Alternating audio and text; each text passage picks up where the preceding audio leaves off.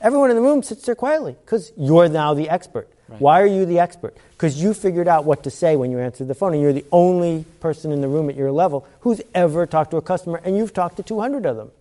What does that cost? Yeah.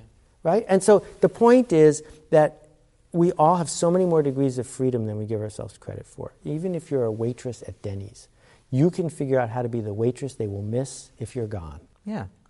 And if, the napkins are out of place, or, you think we should have shinier spoons, you can take care of that. Yeah. It is about picking yourself. Right. And, every once in a while you hear the case of, some waitress who got a $10,000 tip because some guy had come in so often. Yeah. And, finally he said, thank you, right? Now, she's not doing it for the $10,000 tip. She's doing it because discovering how to smile differently or talk differently to make the patron have an engagement with you, that's your real job. Your job is not to bring the eggs from one place in the restaurant to the other. They can do that themselves at a buffet.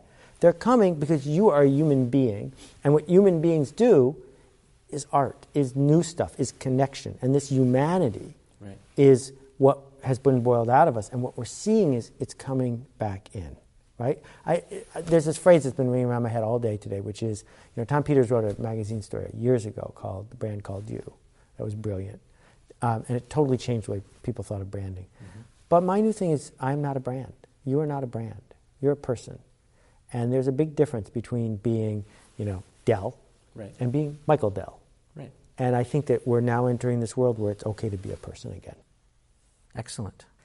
Seth, as always, thank you so much for being here with us. Appreciate you coming here, and great talking with you always. Well, I just want to say, I think the community needs to recognize the fact that you're out there poking every day, that you're not sitting there following a map.